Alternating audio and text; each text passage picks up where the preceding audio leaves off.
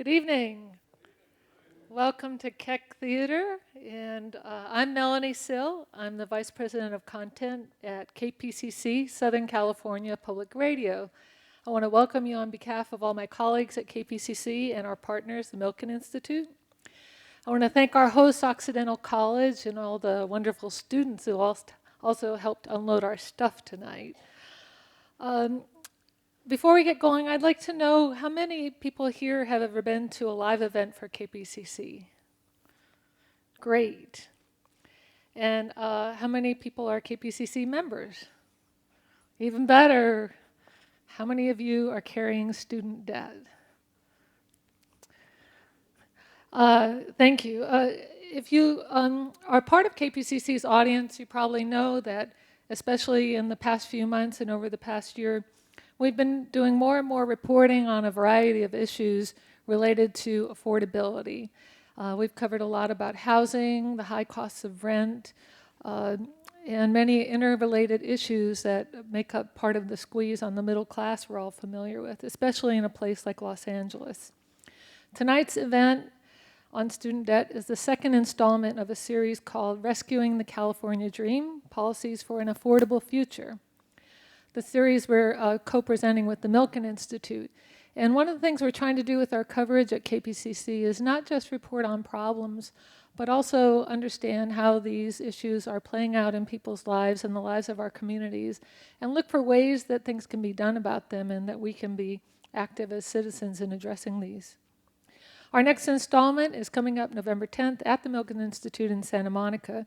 We'll have KPCC reporter Ben Bergman, the Milken Institute's Kevin Clouden, and some special guests, and we'll be looking at the workforce and the effects of changes in the workforce on businesses and the market here in Southern California. Before we get going, a couple of details. We're live video streaming, as you can see, so please do silence your mobile devices, but also use them to tweet. The Twitter handles and hashtags should be on the screen above me, and we're using Affordable CA as the main one. Thank you for coming out tonight, and I hope that you'll find this rewarding and that you'll participate actively.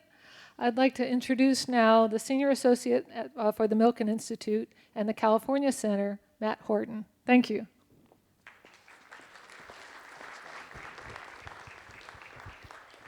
Hi, everyone, and thanks for coming. I echo Melanie's thanks. We're all glad that you can make it out on a busy night. We at the Milken Institute are grateful for KPCC's president, Bill Davis, to the entire production team, John, Melanie, Liz, Janice, for being outstanding partners throughout this series that Melanie just described. This is the second of three forums on the most important affordability issues affecting Californians. You may know that the Milken Institute is a nonpartisan, nonprofit economic policy think tank. In the California Center, we help leaders address issues concerning policy development related to the state's economy and long-term economic viability. Our series of discussions on affordability addresses the fact that thousands of Californians face the possibility of being priced out of their communities. We're exploring the rising costs of education and housing and the dwindling opportunities for many to reach and remain within the middle class. We plan to use this series and the resulting policy recommendations as a platform to engage in some direct policy leadership in Sacramento in 2016 and beyond. And with that, thanks again for joining us, and let's welcome our moderator for today's event, KPCC education reporter, Adolfo Guzman Lopez. Take it away.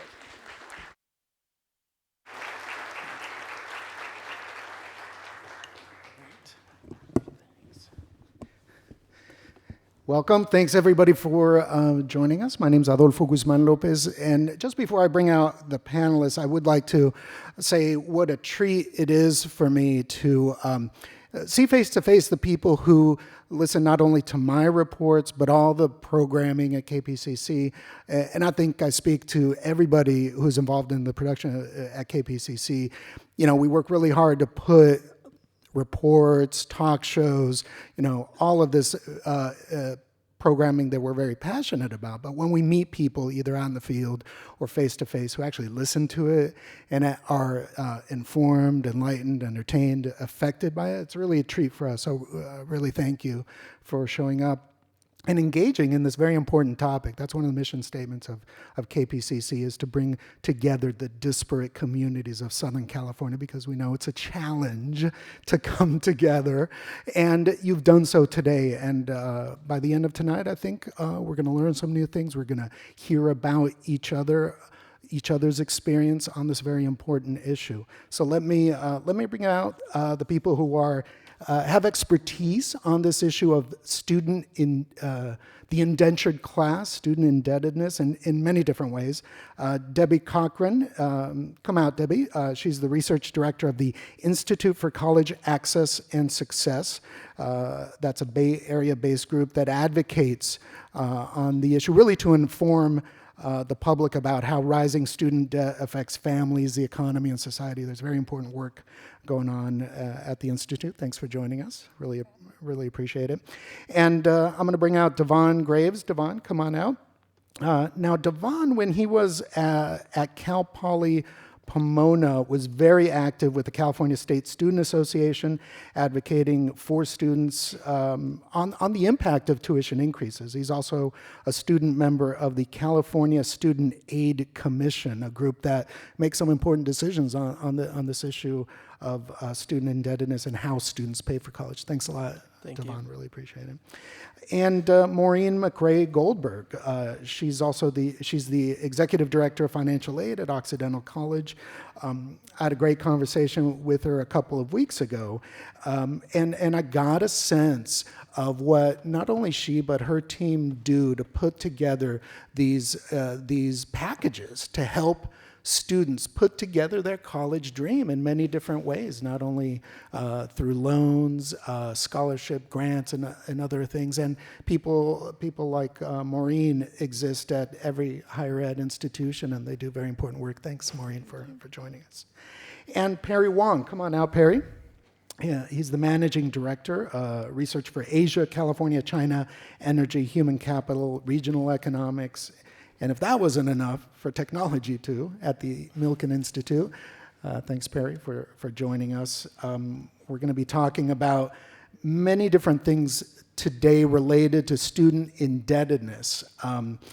And I was thinking about how to approach this. And I think, just like a news story, what are the facts, right? What do we know about student indebtedness? And Debbie, let's just briefly talk about, how many students are graduating from college in debt? How much are they in debt? How are they getting in debt?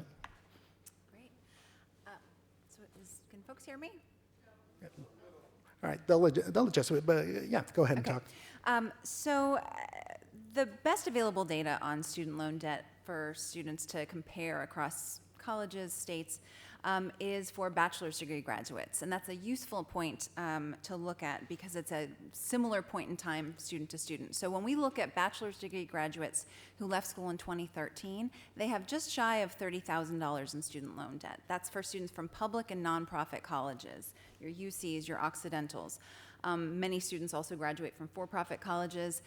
They tend to have about 40% more in student loan debt. Unfortunately, we don't have very good data on them college to college.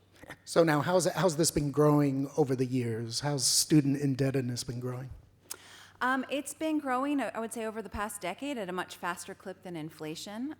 Somewhat different patterns for public colleges and nonprofit colleges due to the recession. But we tend to see much larger increases in the average debt that graduates have, some smaller increases as well in the share of students with debt. Maureen, what have you seen? You've been involved in financial aid a couple of decades. Yeah. And so what have you seen in that time of how students put together how they're going to pay for college? Well, I think at a private institution, if your parents can't write the check for the entire amount, then you are looking to take out student loans. There's an expectation that you will do it. Give me the list of student loans. What kind are there? Well, you have your federal loans. You have the federal Perkins loan, which may end tomorrow. We don't Really? know. We're still hoping.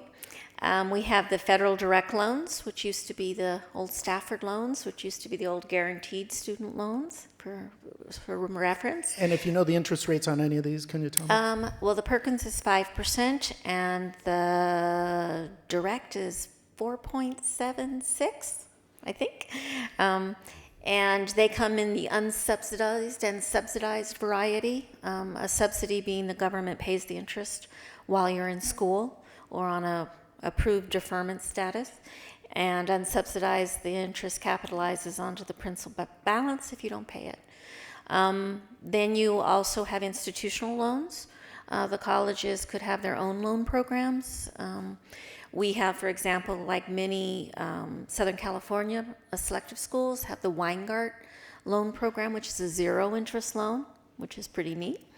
But colleges also have their own loan programs that vary in interest rates.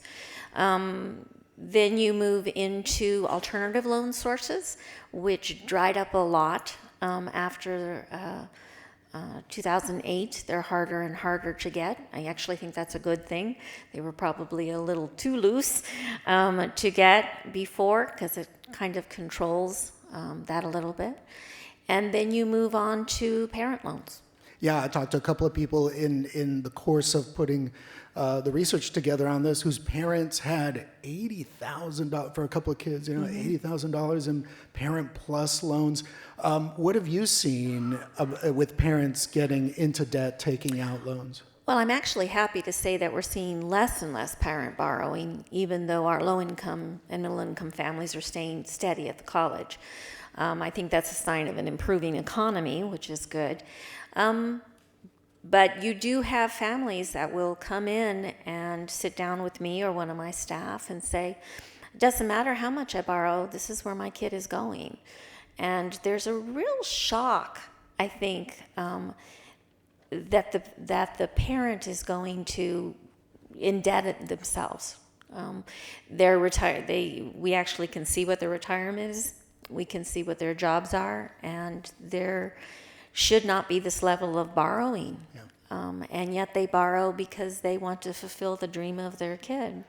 Now, Perry Wong has brought some slides that illustrate some of these issues. I think with whoever's in charge of AV, if you can put the first one up, and I think it'll illustrate some of what we're talking about. In the green room, Perry, we were talking about, the cost of education, right? Why is it that higher education, a college degree costs so much, right? And the costs have been rising. I mean, many of us remember that 7 or 8 years ago, UC and Cal State was going through these incredible tuition increases, because the state was giving less money to the Cal States and the UCs. How do we approach that issue of how much a college costs? Yeah, I try to figure that out, because I think when we all go out to subscribe to service, you buy a car, buy a house, at least you know where the major component of costs. Education, unfortunately, is very difficult to trace back. We know that the amenity, the facility, all those new buildings needs money, and professors usually command higher pay. After all, higher education is about human capital. So if they are good, if they can teach us kids new stuff, I think it's part of the computation. But I think fundamentally the issue is how one can look at the increments over the past 20 years. If you look at the charts, over 800% since 1990. And the next category is healthcare. So they are not even on the same horizon if you look at the scale. That, I think, we need to answer to, although the answer is difficult to seek. So now one of your areas of expertise is looking at the regional economy and measuring how indebtedness impacts our neighborhoods, the ability of recent graduates to purchase a home, to get married, to really enter that next stage in their lives. How do you start looking at that, and what are the social costs of this indebtedness on the Southern California communities? I think initially when you look at that, you look at those all numbers, the cost to the family. I mean, very straightforward. I think Maureen talked about the family coming in to look at the financial aid and loans. But then if you aggregate all this into society, then quickly you realize if there's a class of people, young people, that at the first day of their professional life, they already are indebted. Could be 20, could be 30, and if they had advanced degree, I assume they can even accumulate a lot bigger. Could be 120, could be 200s. The high expiration they have, probably they accumulate more debts. That's an unfortunate fact. So looking down the trench then, knowingly that they have to repay their loan, and that would impact them when they want to apply for a loan for housing, buy a home, have a family. Now, very quickly down the road, then they look at the cost to live in, particularly in California, in San Francisco or LA, then quickly they realize they cannot save much money. Now, that's where the social cost comes in. That when those people at the midpoint of their career, probably getting to the 30s, then they realize if I want to raise a family, I have my mortgages, I have my car loans, and student loans for the young couple. Then they would try to find a location. There are plentiful actually in the United States that you can find a good pay with lower cost. Then that's where it costs us, costs the state and every taxpayer that we put into the state coffer to groom our young, supposedly to help us when we get old, but those are not going to be there. They will move to other location, and that's where the social cost is. Devon, you're now doing your master's at UCLA in higher education. Tell me about your class, your friends from Cal Poly Pomona, the ones who are in debt. Tell me about their ability to kind of move on or not, how much debt they have. How much debt do you have? Well, I have $17,000 in debt from my undergraduate, which is lower than not only the national average but the statewide average. Exactly, and so there are ways, and I've received support and scholarships and other things. But the conversation that students are having are conversations that probably many people in this audience or students in this audience are having themselves. The conversation is, is this investment really worth it, and what is it going to look like after I walk across that stage? And what is the job market going to be like? Am I really going to be able to pay back these loans? Students are aware of the responsibility that they have, but it is concerning when you have the economy to worry about. It's concerning when you have to navigate the job market. So there are ongoing conversations and concerns that students do have. So you're not in the job market yet, but what about for you? I mean, you're still in school. Was that Cal Poly Pomona degree worth the debt that you're in now? Every moment. I enjoyed my time in the CSU and at Cal Poly Pomona, and from my experience in Cal Poly Pomona, that's why I'm pursuing a master's in higher education, because being able to be a part of these conversations, it's important to understand the theories and the history behind this, so that the students of this generation who are taking on this debt, when we become the leaders, we can make the change and we can be effective, because we're going through a very rough patch in our history. Debbie, indentured servitude, is this term from centuries ago. You owed money to somebody and you basically became their slave, right? So students graduating from college owing all of this money, are they an indentured class? It's certainly a charged term. Sometimes maybe helpful to get attention to the issues. I think it's very important, though, that we acknowledge that there's different kinds of debt. To Devon's point, a Cal Poly degree is going to pay off for the vast majority of students that are going there and graduating. Students at Occidental, for instance, they typically graduate with about $21,000 in federal loan debt, but 86% of the students who go here graduate. And new federal data shows that 95% of them are able to pay down their loans or start paying down their loans pretty quickly. Compare that to another four-year college in LA, Westwood College, a for-profit college, where far more students are graduating with debt, with $38,000 in debt, but only 27% of the students there graduate, and then only 37% of those students are able to pay down the debt. So there's a huge divide. There's the students who are going to really good programs at really good schools, they're graduating, they're able to pay down their debt. And then there's everyone else. There's the students who are going to schools that maybe aren't worth the cost, or students that are going to any type of school and just not able to graduate. What is the most serious thing happening in this issue of student indebtedness? Is it as you were saying, on the issue of for-profit colleges which have low completion rates and actually, have been fined, some of them, for fraudulently stating some of the placement rates? Is that the issue? Is it very high interest rates on some of the loans? What are the most serious issues? So probably the two most serious issues. One of them I would say would be for-profit colleges. For-profit colleges have students who are much more likely to borrow. They end up graduating with much more debt for their degree, and then they're more likely to default when they leave school. New default rate data actually came out this morning, and it showed that of all the students who entered repayment in 2012 and defaulted by 2014, in California, 63% of those defaulters had attended for-profit colleges. 63% of those defaulters attended for-profit colleges. So that's a huge problem. And then I would say the other issue with rising student debt is state disinvestment, that over time, states have been pulling back their portion of support for public institutions and pushing more of the costs onto students and families, and that contributes to rising debt. Perry, the conversation you and I had previously was about the region, about Southern California. What do you think the policymakers here could be doing to make things better for these students who are coming from other states, maybe students with debt coming from other states, settling here? What could policymakers do in Southern California? I think to start, let's keep the state's funding to this school at the level even keel compared to others. I think we have a charts. Okay. Let's move on to the next chart.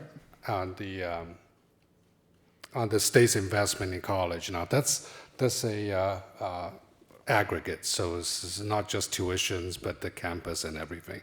So I think being an economy, driving technology advancements and all those fancy ideas and innovations, I think we ought to be able to think about the birthplace of all the ideas, which is college and institutions, educational institutions. So we need to keep that. I think second was, there are some things been going on already, attracting some foreign students, and they truly are high-paid students. They don't care very much about the level of tuition they pay, as long as they can enroll into fine institutions such as Berkeley, UCLA, they are happy. I think if they can come up with a model to use the high end to subsidize the low end, the households in the state that actually have difficulty meeting that tuition level, I think that would be another solution. The fact that I think the room is very tiny, if you look at the number, if you look at the charts, you look at some of the top states in New Jersey, New York, you're talking about $80,000 per head on students. So that's a huge number. Fundamentally, the state has to come up with a way to look at education. That's from the front end. And on the back end, I think we need to keep the economy growing at the rate that can sustain or actually keep the talent we promote. That's for the long run. And it may seem unrelated, but then if we cannot keep the educated, the experienced one down the line 20, 30 years, we lose them, and then you have to do it from scratch. So it's a virtuous cycle. Tell me, there's a personal anecdote. There was somebody who was interning in your office who had to move out. Tell me about that. Yeah, that actually is a sad story, actually. We hired this young lady, Californian, typical California lady, very gung-ho on works, hard worker, learn quick, very open to ideas. I thought that we can keep her for a long while, but unfortunately, she got a very good offer from a competing state that would help pay off her tuition debt. Very easily by moving, driving, actually, I don't know, maybe a day drive. I think some of you may second guess what state is. Oh, what state is this? With the housing costs so low that there is no reason for her to reject. So the only thing I could say to her is maybe I would come visit you sometime. So there's a brain drain that's going on. Right? Yes, it is, because If you look at the pay scale and the cost factor, someone who makes 45,000, say in Bay Area, will be perceived to be making 30 something. That's the cost factor that you have to look into. And let's move on. Keep going. There's And another if you- chart that illustrates this. Right, if you one have to have the student debt on one hand, and then you know that the cost of living is so high, then if you move to other states, you get almost equivalent pay. If you look at the charts over there in San Francisco. So tell me and more about LA. this chart. I mean, I'm interpreting it, and I'm imagining I'm interpreting it correctly. So, what median income feels like in different cities. So $30,000 median income in Los Angeles actually feels like what? 22, Yeah, 23,000? that's about right. Why? Well, housing is very expensive in LA and San Francisco. $1 million house in the Bay Area is a very ordinary house across the countries.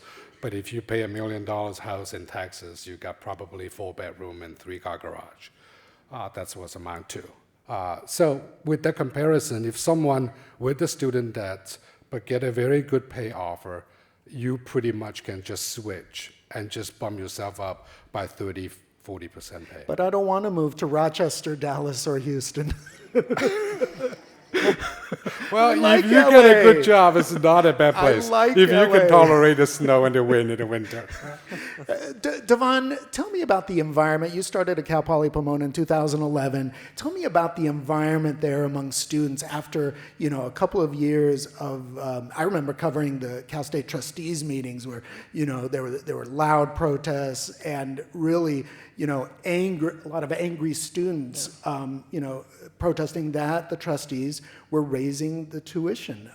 Tell me about the environment on that issue of tuition activism at Cal Poly Pomona. Definitely. I came in after the 2008-2009 cuts, but those cuts really refocused students and families across the state that the cost was changing. And so in 2011, that was on students' minds. That was a conversation taking place amongst the university and higher education community. And then in 2012, when Prop 30 came out, a lot of students were excited about that because we really got behind the idea of keeping the cost low, not raising tuition, not having a trigger cut happen to higher education in California. So we got behind that and it spread the word to all the students because we wanted to make sure that that was something that people understood how important the investment into higher education is for our students. Now, the other thing that I'm curious about with your situation is that you moved, while you were at Cal State, you were very active with the Student Association group, but then you started work with the California Student Aid Commission, which is kind of on the other side of the fence, other side of the wall. Did you feel like with the commission you were able to make a difference, or what difference were you able to make on the issue of students' ability to pay and student indebtedness? Definitely. My service on the commission is so important because it's important to have students in the conversation about financial aid. The Student Aid Commission oversees financial aid in the state, Cal Grant, DREAM Act, Middle Class Scholarship. And so as a student representative on the commission, I'm able to share my story, the stories of other students, and why it's important that we make California higher education more affordable and accessible to our students. And that's what the goal is of the commission. So being able to see it from an activist side with my role in the Student Association, and then now being administrator of financial aid, I get to see both sides of that conversation. All right. So at KPCC, we have something that's called the Public Insight Network. It's basically a list of listeners who have volunteered to be resources for KPCC. And I would actually encourage you to be part of that. We have some of those people here today, and I've talked to some of these people about their experience with student debt. Is Shane Bush here? Oh, okay. Shane, you remember talking to me, right? So we're going to get a mic to you. And I'm going to ask you, you don't mind talking about all the things that we talked about on the phone, do you? Not at all. Oh, okay. Okay. You're holding it for me. Cool. So Shane, you are $400,000 in debt? Is that Yeah. still? Yeah. Still. Okay. And plussing, Okay. I think, over time. slowly. Okay, but you've got a BA, you've got an Got a MFA from BFA Cal I have a Arts. BFA and an MFA, yeah, from Right. Cal Arts, yeah. Okay, and you've got some high ambitions. You're a musician. You want to start a production company, do some films, and we talked about some of these projects. They sound great. Now, day in, day out, how does that dollar amount weigh on you? It weighs pretty heavy. I don't know how people do the house thing and stuff like that, like, dealing with house payments, but it feels something, I imagine, like that, like dealing with, a looming mortgage or something like that. I mean, I try not to let it bother me because I work and I create music and I create films and that sort of thing, so I just kind of, I do my best. So tell me, how did it happen? How did you get into the $400,000? Well, I took my first year at Berklee College of Music in Boston. So I started out at one school, I transferred, and the credits didn't fully transfer, so I ended up having to do a full 4 years at Cal Arts rather than like 3 years, So I ended up with about, I think, 200,000 I was at that point. I wasn't getting a whole deal of scholarship to help me with it, and I think at that point I had always wanted to get my master's. So at that point I thought it best to continue schooling rather than to start repaying and then maybe fall behind or something like that. And I thought it best to just continue. So I here I am, and but I feel I'm happy I got a master's. I'm happy I went to Cal Arts. I wouldn't have had it any other way because. And it's made some connections for you that you feel are very important for what you want to do in the future. Oh yeah, I mean, most of the projects I'm working on right now are through people from Cal Arts. So it's like I made connections. I met a lot of people. I learned a great deal. I made my thesis film on 16 millimeter. I didn't have to rent any cameras. So there are things that I got out of being there and being in that environment. So what two things would you have done differently on the issue of, either the loans or debt or how you paid for your education? I probably, I think I would have maybe worked another job, maybe tried to work more jobs during school. I worked pretty small part-time jobs and that sort of thing, and I think if I had done more work, maybe I could have. I just try to see it as, something that maybe I missed out on or something. Maybe I missed an opportunity in trying to do it, but in trying to pay for it. But yeah, I don't know. I mean, maybe I would have gone to a state school or something like that had I really thought about the cost it would be on me later. But I'm really happy with the direction I went. Personally, Great. So Thanks so much for sharing Yeah, your of story. Really appreciate it. Thanks so much. Maureen, you and I talked about this, something that Shane brought up, which is very important. This issue of choosing the college that you're going to go to, and this conversation that you as an 11th grader, 12th grader are having not only with yourself, but with your parents and with other people about what your goals are in higher education. What do you see? I mean, obviously, you want everybody to choose Occidental College. But what do you see, how important is that 11th, 12th grade decision on choosing a college? And your parents or you being blindly focused on that, blue chip school as opposed to thinking about your goals? Well, as a financial aid administrator rather than as an Occidental member of the admission and financial aid team, people really need to think about how they're going to make this investment in themselves. Underlying, it has been, since the Higher Education Act was first passed in the late 60s, the parents and families are responsible for paying for college to the extent that they are able. And financial aid is supposed to come in and fill in the difference. It hasn't done that in a very long time at the overwhelming majority of schools.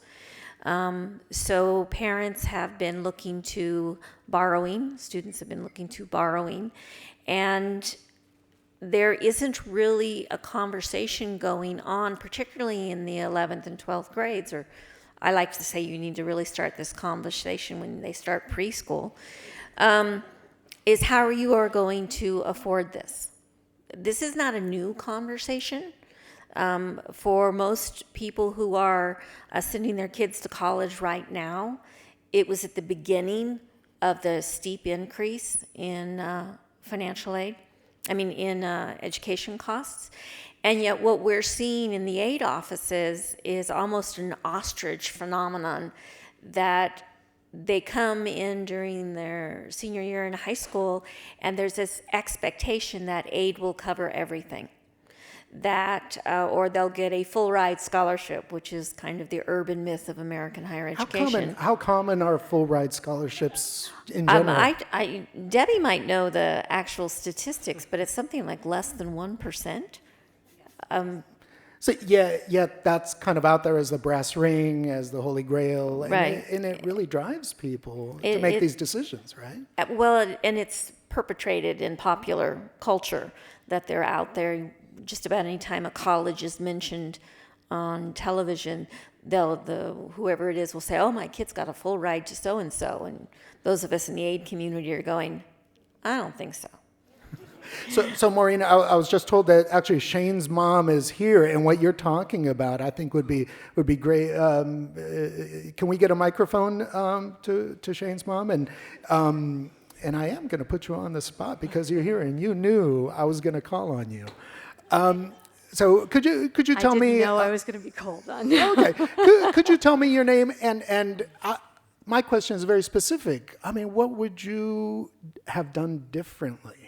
Well, my name's Inez Bush, and I actually work at a college. I work at Otis College of Art and Design now, which is interesting because had I been working there then, things might have gone a little differently because there are opportunities when you work at the college. But anyway, that was I was at the time. My husband and I had a marketing communications firm, and things were, when Shane was about to start school, things were healthy for us, and as far as financial, and then everything kind of turned over.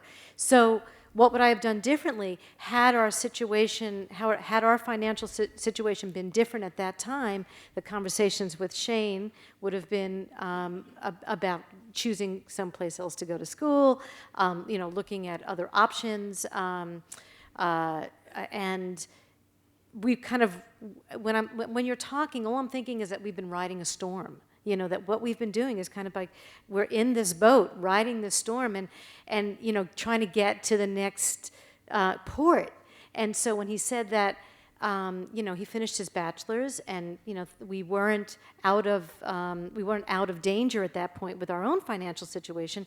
And he talked about going on for his master's. I was the one saying, "Whoa, stop." My husband was like, "Well, you know what? Let him go for his master's because it'll hold off the loan situation, and we're in the process of coming back." But then we have not been able to recover. How does his $400,000 debt weigh on you? Every morning and night, every still moment, I think about it, and I'm very scared. And you can see it's emotional for me, and he's standing here saying that, and I feel like I let him down. Why? Because I didn't stop it when I was in hope. I didn't know where to go, and he was so determined to do, his creative outlet, and his work is. I'm his mother, of course, but his work is brilliant. The work he does is amazing. He takes risks. He talked about the 16 millimeter film. He used expired film. As an 16 millimeter expired film to create his film, looking at these risk factors, and that's the kind of person he is. He takes things on, and he just, he goes for it. And so I didn't want to squash that, and I don't know. I'm kind of getting lost in my words. Well, thank you so much for sharing. Thank you so much for sharing. Sorry. Really appreciate that. Debbie, you've been in Sacramento. You've talked to the policymakers, the elected officials about this issue. What persuades them? Is it trying to communicate these kinds of stories? And maybe I should back up and ask, is that what you're trying to do? Is you're trying to show them the human costs of the decisions they're making in Sacramento? I definitely think there's a role of showing them the human cost, and sometimes the human face of a policy issue isn't what they think it is. What do they think it is? I think I think in some ways people will overstate some of the debt averages. For instance, we know that there are students with hundreds of thousands of dollars in loan debt. We also know that it's 99% of borrowers have much less than $100,000 in loan debt. So how do you solve the problem for the majority, but also put in safeguards for the minority or the extreme examples? I think that's a real issue. I think there's a real issue with information, and this is true at the state level and at the federal level. Back when your son was going to college, there was a lot less information, even if you wanted to look at the information on what college costs would really be for you in various situations or the debt levels. In some ways, we've had a huge shift on that front, particularly federally. There are now requirements that every college have what's called a net price calculator on their website, so anyone can go to any college's website, type in some basic information about their finances, and find out what their actual cost of going to college, not just the published price, but their actual cost after grant aid is accounted And for. is this related to the new college scorecard that publishes that information and then publishes, what does it publish? The salaries of graduates, right? Yes, exactly. So then there's also the scorecard. It has salary information, it has debt information for graduates, which is hugely important information. It's something we've been advocating for years, literally a decade, that information be more publicly available, because absolutely things like your cost of going to college, your actual cost, and the debt level that graduates typically incur by the point of earning a degree should be common information. They should be factors in choosing a college. All right, thanks. We also have, do we have Dustin Davis here? Let's get a microphone. Now, Dustin, I haven't talked to you, so I, along with everybody else, will be learning your situation. So tell me, when did you graduate, where you graduated from, and how much debt you have, and how did you pay for your college education? My most recent graduation was in 2011 from Chapman University. I received a Master's of Fine Arts in film and television producing. So I guess the lesson of the night is not to go to film school. No. Oh, no. Just kidding about that. It's great business. And so most of that, my undergrad, I had very minimal loans from my undergrad, which was great. But in getting my master's degree, that was going to pretty much be all on me. So how much are you in debt for your undergrad and for your master's? For my undergrad, it's less than $5,000. It's very, very small. Compared to my master's degree, now, after I've been paying on it since 2011, I'm down to, I think, about $82,000. $82,000. What was it when you graduated? It was just right over 100. Okay. And so, same question to Shane. What would you have done differently, if anything? I think I would have taken time in between undergrad and my master's. I went straight into my master's program to do some soul searching. And I mean, this might be kind of a out there answer, but to think, what are my values? What do I want to do? Because when I made that choice then, and then I moved out to California, and that was 6 years ago, I am such a different person. Now, you say your choice whether you wanted to become a filmmaker? Correct, yeah. Okay. Yeah. Okay. And so I am such a different person, and I have grown in ways that I couldn't have even imagined. And so then you kind of start to get in this place where the career is not really matching with who you are, what your values are, but you feel so beholden to what you've invested. You have to become a yourself filmmaker in. now. Well, I work in TV production, so I'm in that field, and that's great, and I'm thankful for my job, very much so. But there's kind of this disparity between my values and my professional life. Do you feel like you're an indentured servant like because of your loan debt? That seems like a strong word, but I do feel this need to say, this is what I came out here to do, and so this is what I'm going to try to do. And because of that, I incurred this debt, and so it's my responsibility to stick with this and to try to pay it off. So one more question. You know, we've been talking here about college choice. Do you feel you had enough information either before your BA or even before you enrolled in a master's program to choose a college, to know how much Chapman graduates were earning after graduation and that sort of thing?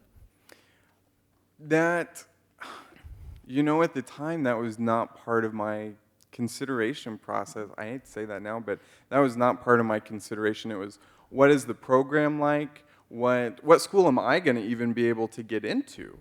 You know, what are the requirements for that, and where do I fit into that? And, you know, the Hollywood dream is you're going to make it big, and so none of that's going to be a factor anyway after your first big project. Thanks so much for sharing your story. Really, really appreciate it, Dustin.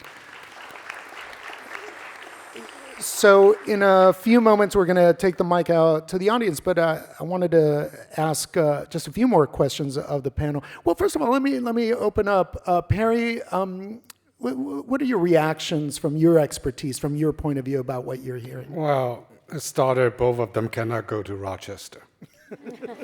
Too bad. California is your best hope. I guess education is a very special service. And we have a trend at seeing this as being commoditized, meaning everything go bigger, higher tuitions, and fuller service.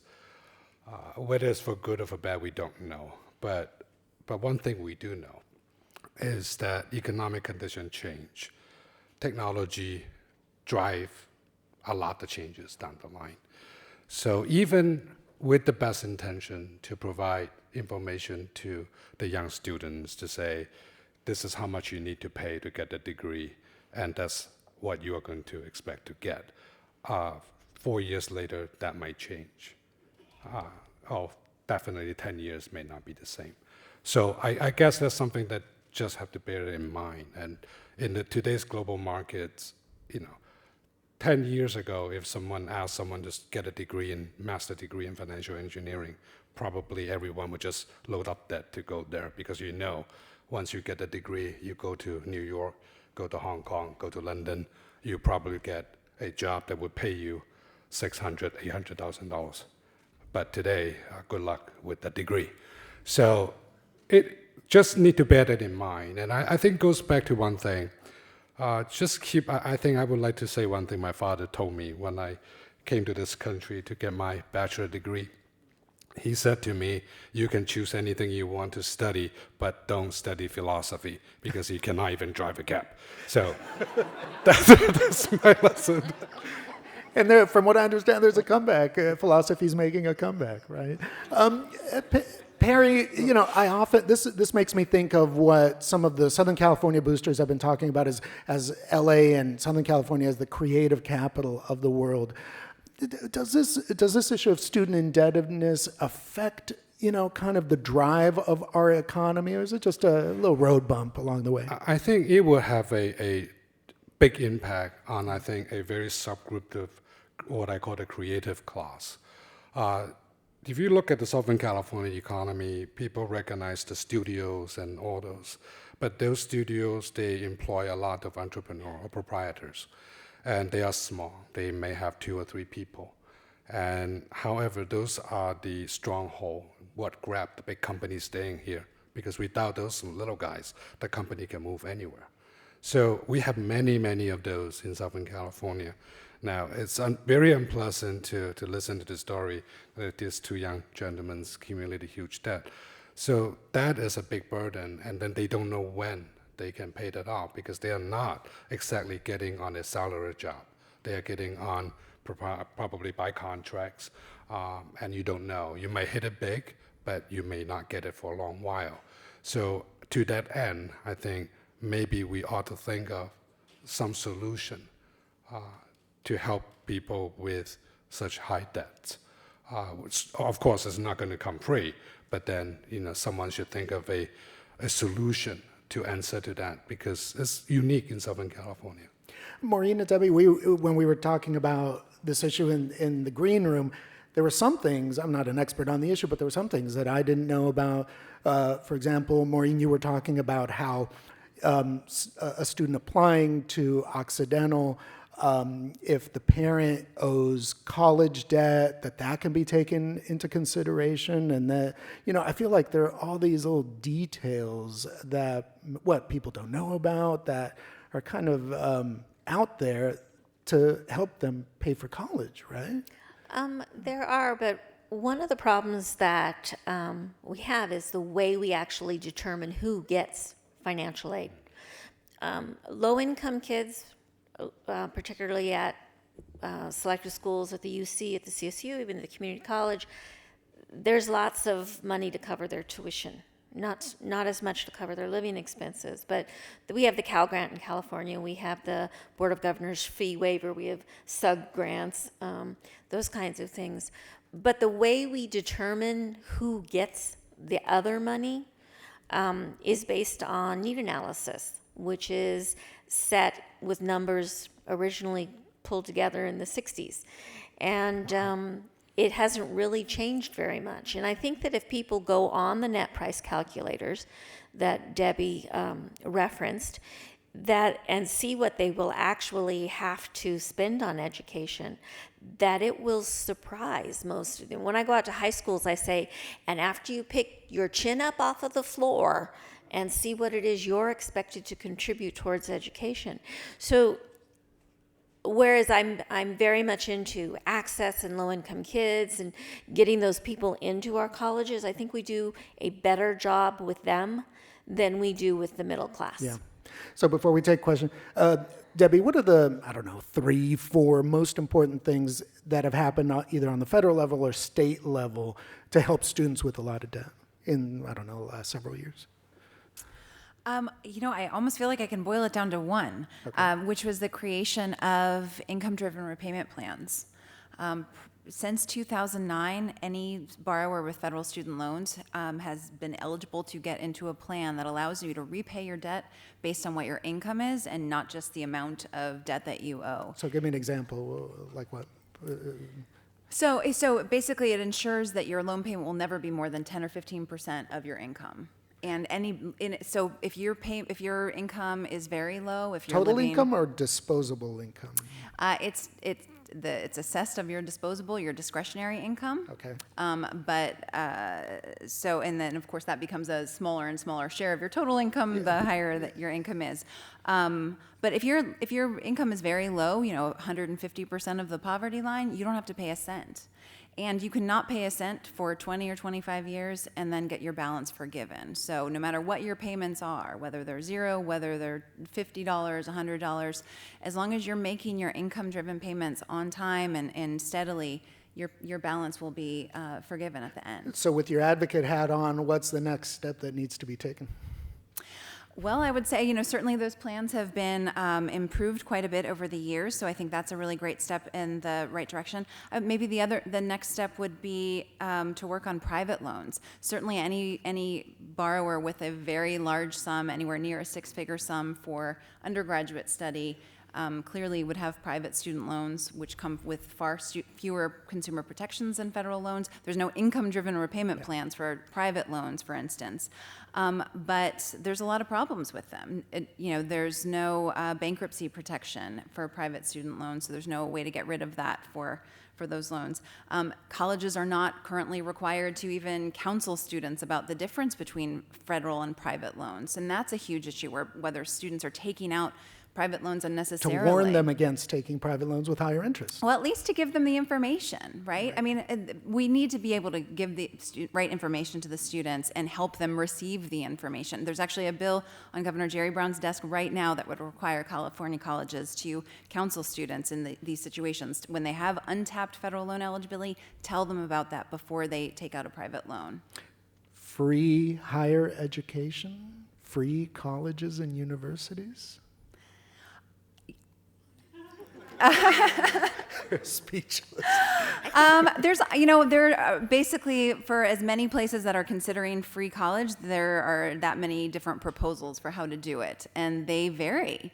Some of them are really strong. The president's proposal, it's called America's College Promise, and That's for 2-year community colleges, right? exactly. And really, I think what the crux of that proposal is about maintaining state funding. There's a hook in there which says you got to make community college tuition free, but really it's about keeping states at the table so they don't keep pulling back on their share of the funding. And as radical as we think this idea may be, there was a time in California when there was no tuition for the University of California or Cal State. Exactly. And many students in California still don't pay tuition at a public college. The issue is that we've done such a poor job in California in some ways of supporting students' living costs, as Maureen mentioned, that often those are the biggest barriers, not to enrolling in college, not to paying a tuition bill. There's no tuition bill if tuition's free, but to paying for getting to class every week and for paying for their textbooks. In fact, if you look at the data on who has debt and who pays tuition, you can see that students who don't pay tuition because they're low income enough to get grant aid, the students who don't pay tuition are more likely to have student loan debt. So you can make an ethical argument, an argument that we should, as a matter of course, fund higher education to the level that it's tuition free for everyone, or that we'll get more people to go to college if it's tuition free, but that's not solving our debt problem. If you want to solve the debt problem, it's not about tuition, it's about looking at students' total costs. Yeah, got it.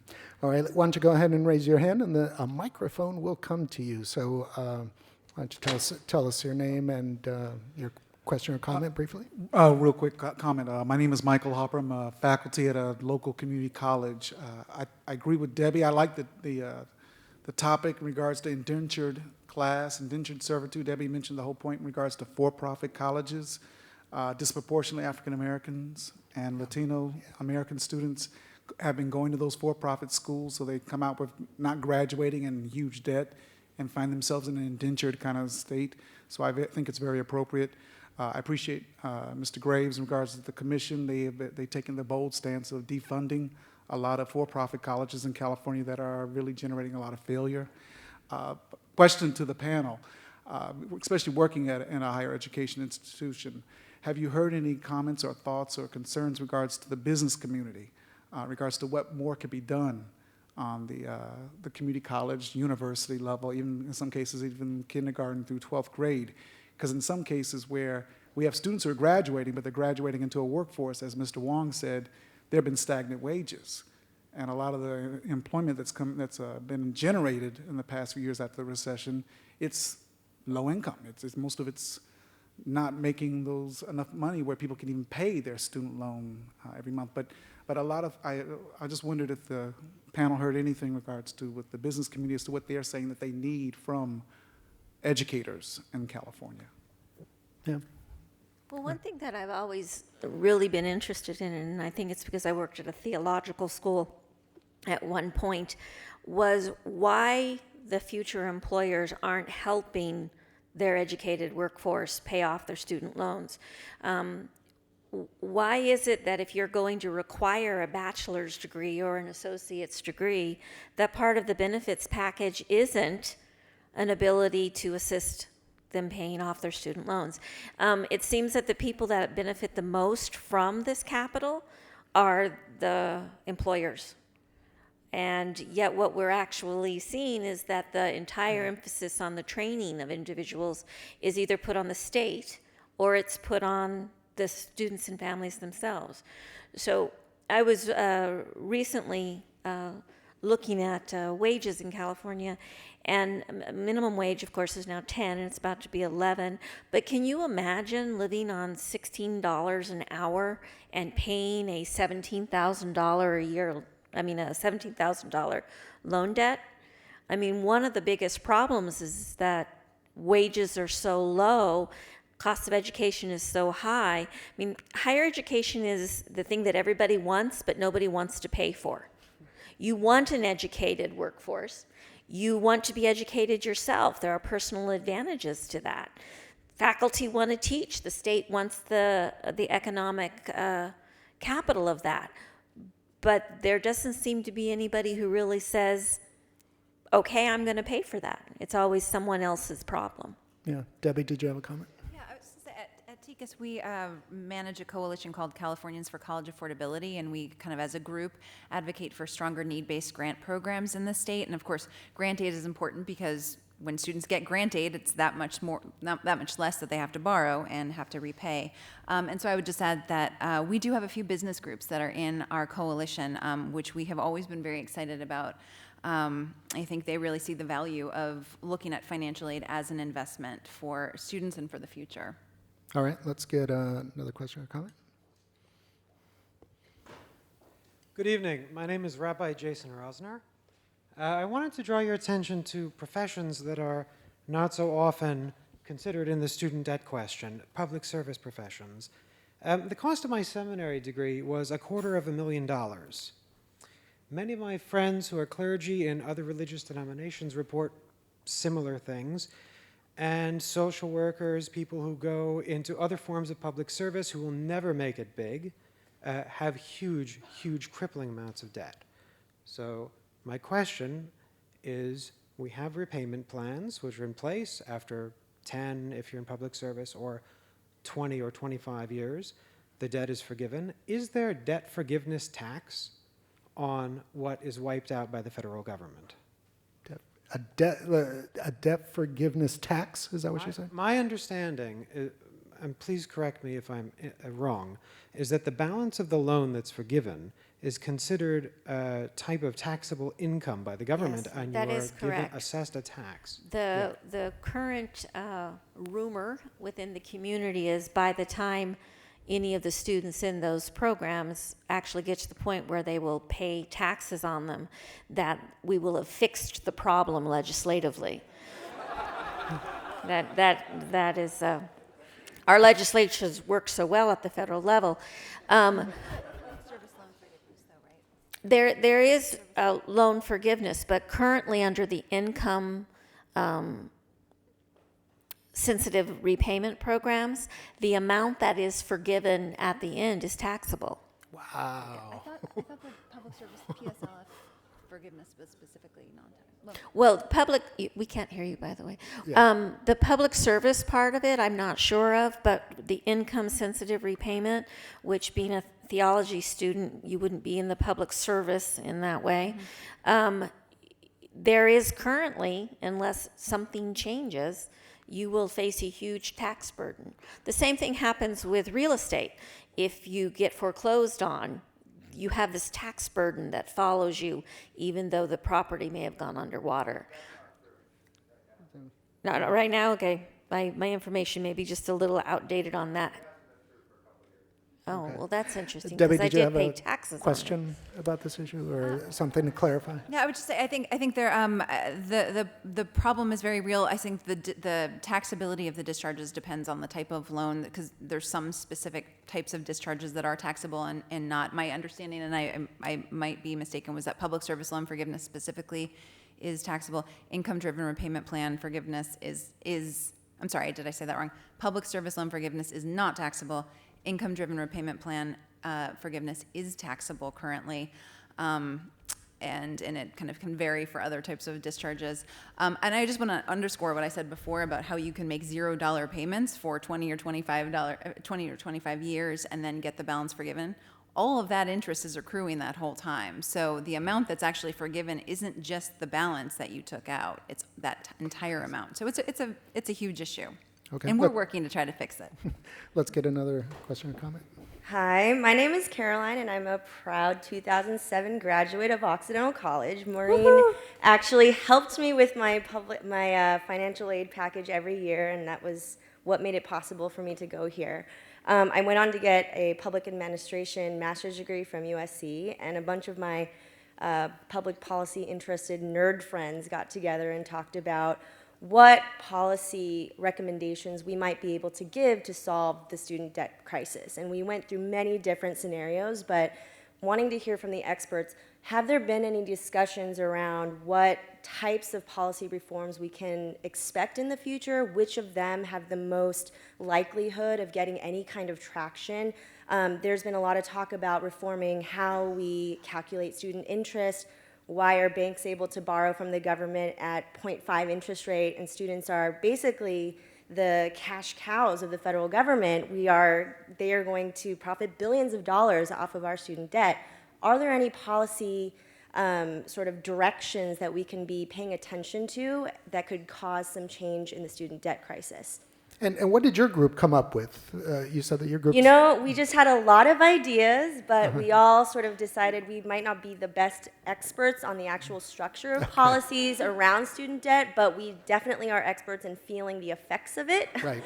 So we did talk about the calculating the cost of living as a part of repayment plans. We also talked about the possibility of calculating the monthly payments based on your gross income as opposed to your net income, because that is also a really big factor, especially in California when most of us are paying 50% of our monthly income for rent. All right. I don't know, Devon, any reaction to that? I would say the one thing, and this may not be the huge Band-Aid that we need to put over the problem, but financial literacy. The theme here and a part of this conversation is financial literacy is key. That's one thing that we can do. You can never know too much about the financial implications of attending a higher education. So as we think in California, we have students that know their A through G requirements to get into the UC, CSU, but do they really understand the financial burdens that come with that? Do they understand, are they getting the financial literacy? We're asking students, imagine this, they're seniors in high school, they're still asking permission to go to the restroom.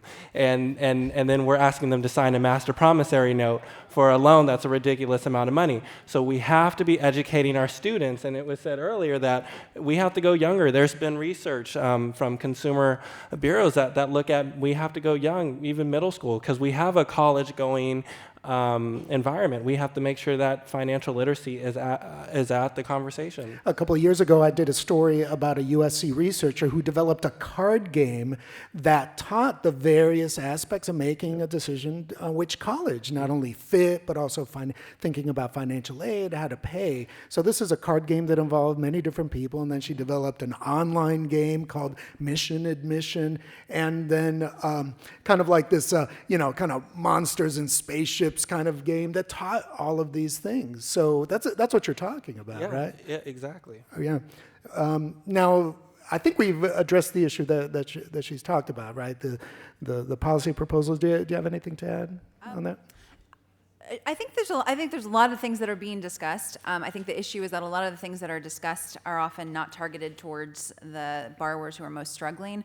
I know one thing that there is increasing discussion about is the concept of risk sharing for colleges. That borrowers are taking on all this debt. They leave the school. In many cases, the school is the beneficiary of that debt. Right? They took most of the money through tuition. And then they kind of get off scot-free if the students are never able to repay. So there's this idea that maybe schools should really share in the risk. And if students are typically leaving the school unable to pay down their debt or ending up in default, then the school should face some penalties associated with that. Let's get another question or comment.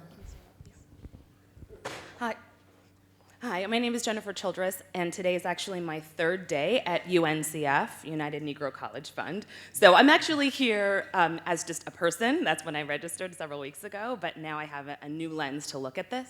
And so I want to kind of divert the conversation back to communities of color that the professor raised a little bit earlier. We've been talking a lot about choice, right, and education around financial obligations. And I think that that's important, of course, but I wonder, when you look at a lot of communities of color, the traditional kind of avenues for social capital and kind of network and kind of entree into the middle class and or power structure is not kind of there residing in the community. And so for some communities, college is not just about the credential that you receive, but about that social capital piece. And so when you talk about that, kind of the blue chip that we discussed, the higher, the more selective the college and so on and so forth, the better return on that piece of the investment. But then again, the cost becomes a challenge. And so I'm wondering if you have kind of thoughts or experience with how this is affecting communities of color and students of color, and then kind of attendant to that, Mr. Wong, I believe you mentioned that sometimes schools are, I just lost my train of thought. Sometimes schools are using kind of high-paying students to subsidize the cost of lower-income students, and I wonder how that drives both the economic and the education process. So when we're catering to the people who are bringing in the money, and that's one group, and the beneficiaries are another group, how does that influence the academic experience? It's a huge question, so take whatever pieces of it you're willing to. Well, you know, it seems to me, okay, the reaction, what is your reaction to, you know, Black and Latino students, low-income students, and their level of indebtedness, right? Any comments? Yeah, let me comment on that a little bit. I think the question you asked is very complicated, but let me address them kind of selectively. Maybe, hopefully, I could get to the end. Can answer your question wholly. I think education is a vehicle, a mobility for any individuals, regardless backgrounds, color, race. So I truly believe this is social good in many ways, shape, and forms. I still remember one of the leaders in the Institute commenting his experience in college days, how much it cost him to go to UC Berkeley, and today how much it would cost to go to the same institutions. So that's one thing I think we need to pause for the policymaker to think about the consequence of elevation so rapidly in cost of receiving education. And second, I think I also would like to comment on, I think may not be so popular but make a deadline, is that we ought to ask ourselves what we want to do. And is that a 4-year degree the absolute vehicle for anyone from any community to maximize his value or her value at that time? I question that. So is there a need to load up 4 years of debt to get a good job? That's, in essence, my question. I would find that 2 years could be a good vehicle to go for it. And then, if so be the case, maybe another 2 years. So that would somewhat bridge the cost, I think. And third, I never thought of using high income or people who are less sensitive to price to subsidize the low paying or the enable the group of students, because I don't think that's sustainable and I don't think that's a good idea. That, since we can go back to draw the line on defining education, if we see it as a social goods, then that has to be a public policy to address the issue rather than subsidizing by income, because you're talking about mobility. So that, in essence, would be my answer to your question. Okay. Maureen, your thoughts? Well, I think the current model is that those that can pay do subsidize those that can't pay. If you're at a private school rather than at a public school, you're looking to have your tuition revenue cover the costs of the institution. A lot of private schools use something called a discount rate, which is for every student that comes in, how much dollars do you get back? So you have an average discount rate, and a lot of schools' average discount rate is between 40 and 50%. So some students pay nothing and actually get paid grant dollars for their living expenses because they come from a family that cannot provide. And then some people pay 100%. And if the financial model that you're looking at allows you to discount people, then somebody has to subsidize it if there's no public subsidy. So if you're a tuition-driven institution, which means you don't rely exclusively on your endowment, then that is exactly what you're doing. Okay. Yeah, You know, go I would ahead. just say, I think what that last point also is important about being a tuition-driven institution, and the fact that you know, the cost of educating students at public institutions is far greater than the tuition charge that any student is charged. So at least at public institutions, it's not that some students are subsidizing others, it's that some are subsidized by the state more than others are subsidized by the state. So I think that might be a little a different way of looking at it. Yeah. Devon, any reaction to her comment? No, I think it's important to understand the communities of color and how they're affected by this, and we see the data. That's where the most neediest students are. So I think that's an ongoing conversation that needs to be had, and it's an important part that you brought up. And as the data as we continue to look at the data, what responsibilities do we have when it comes to looking at how we can better serve those communities? And if we discourage somebody from a community of color from going to a Harvard, a Yale, and getting their degree there, are we doing them a disservice or shutting them out from? We are, aren't we? Yeah, it's a disservice. It is truly a disservice.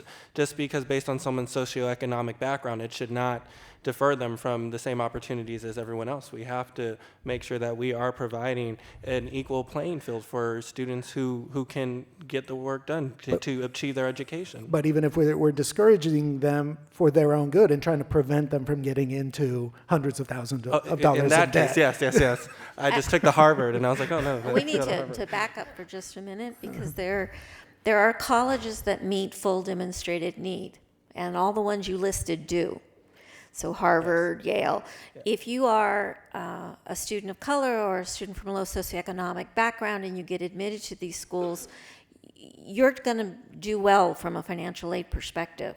The problem comes when you're admitted to schools that aren't able to meet that full demonstrated need, and they serve a greater number of low-income and ethnically diverse students.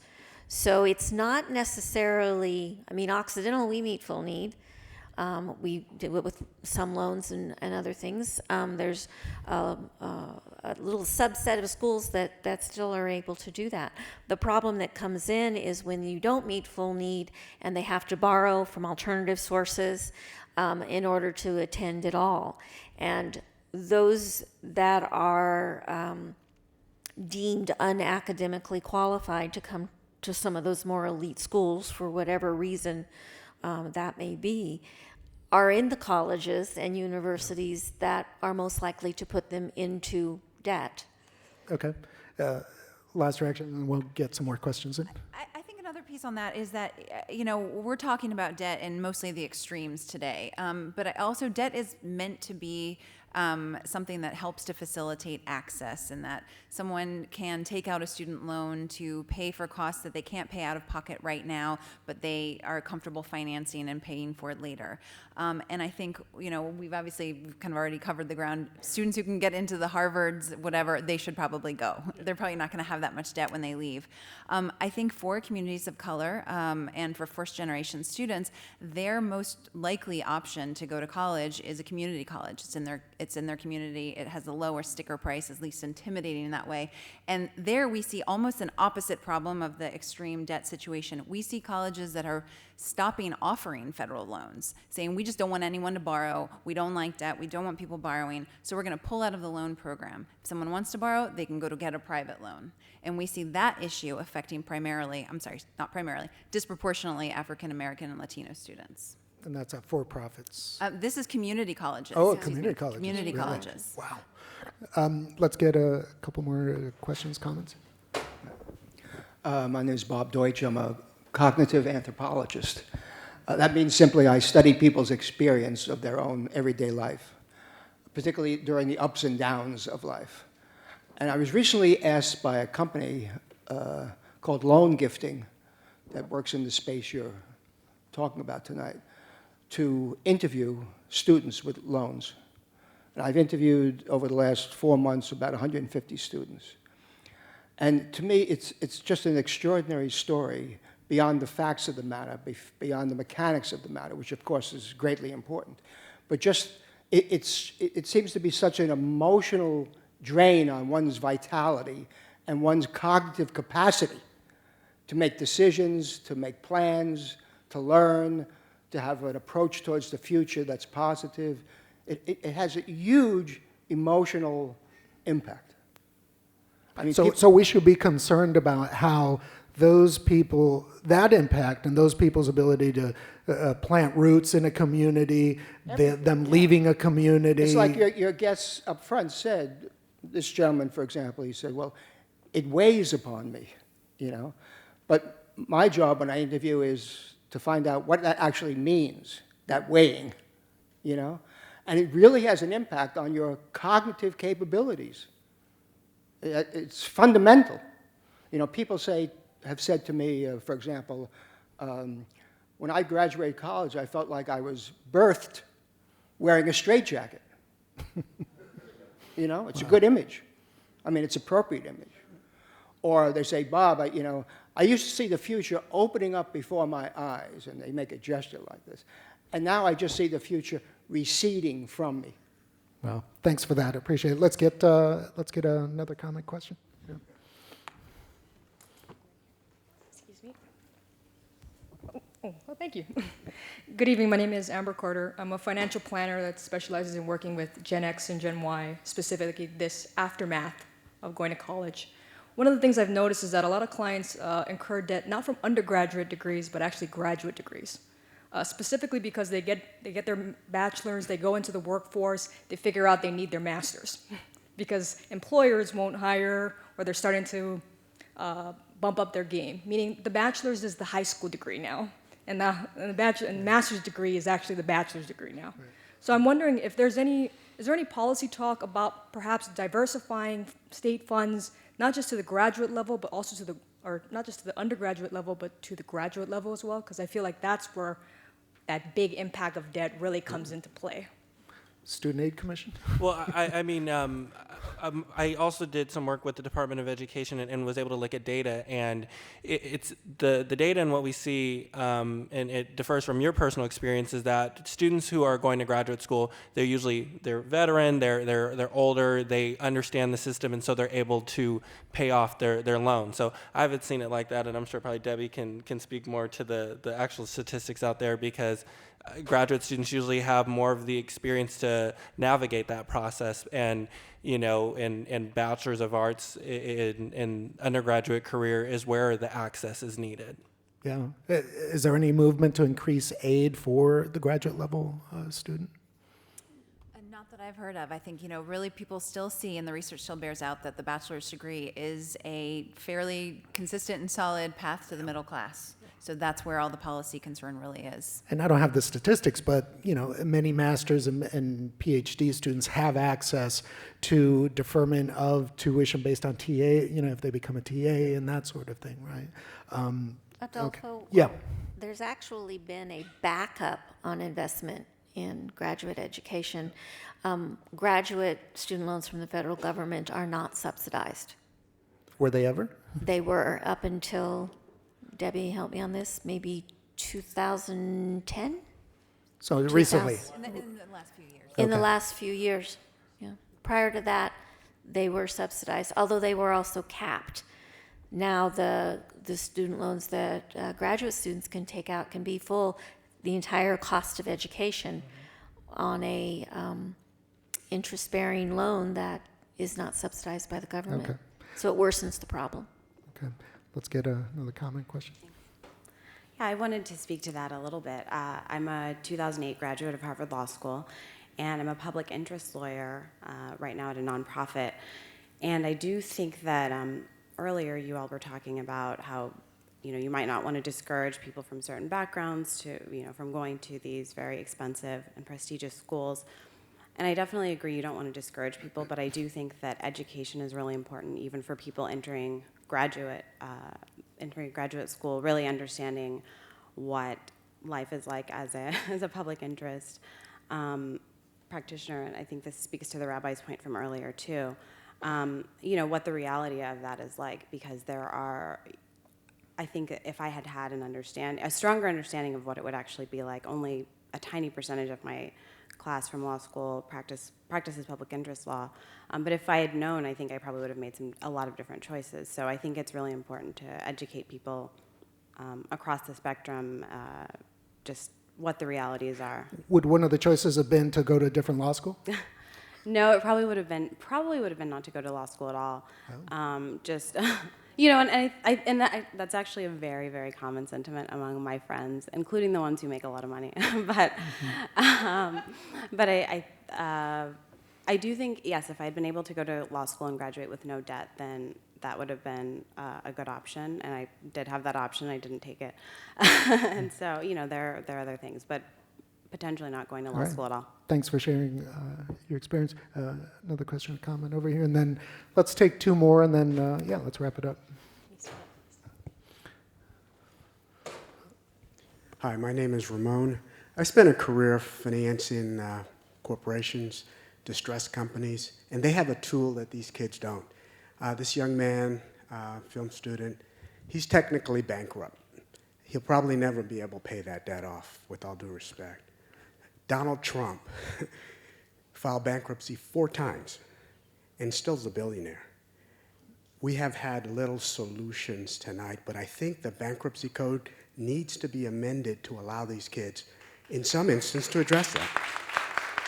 So let's be clear on that. What does the bankruptcy code say right now about student debt? I'm not clear about it. That neither federal or private loans are dischargeable in bankruptcy. Okay. Wow. All right. Let's get one last question or comment.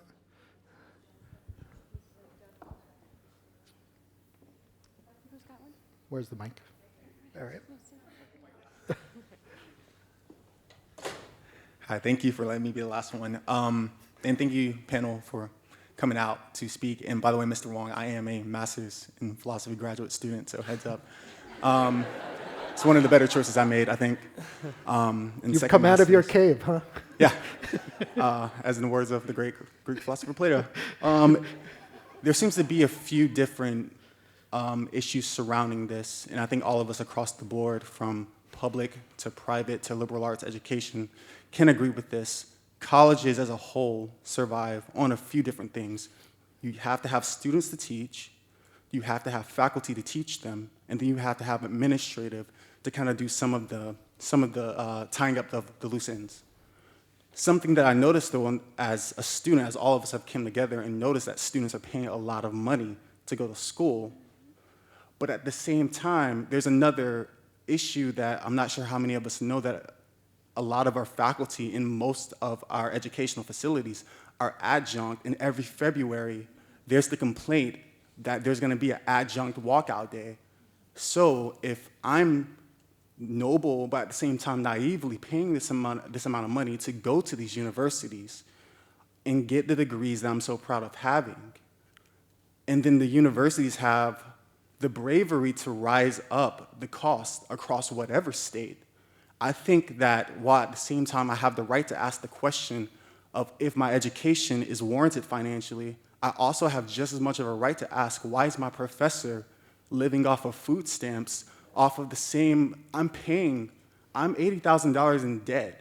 Why is he living off of food stamps? If this guy's over here taking out $400,000 just to go to school, why are a majority of our faculty adjunct? So maybe that's not something that this panel can ask or answer, but I do think it's a well-warranted question. It's a very important question, and it's a question that would that another panel should take on. But it is actually very important, and there is some movement on the community colleges. We're reporting on it about the hiring of adjuncts and that sort of thing. But what you raise is the important point of these higher education institutions as you know, not microcosms, but as holistic communities, right? And you know, where does the money go?